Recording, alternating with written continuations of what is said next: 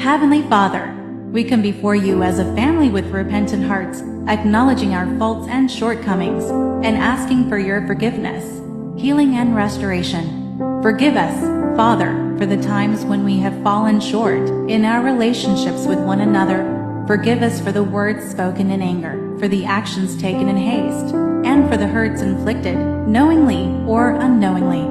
We repent of our sins and ask for your mercy and forgiveness to wash over us and cleanse us. Heal our family, Father, from the wounds of the past and the divisions that threaten to tear us apart.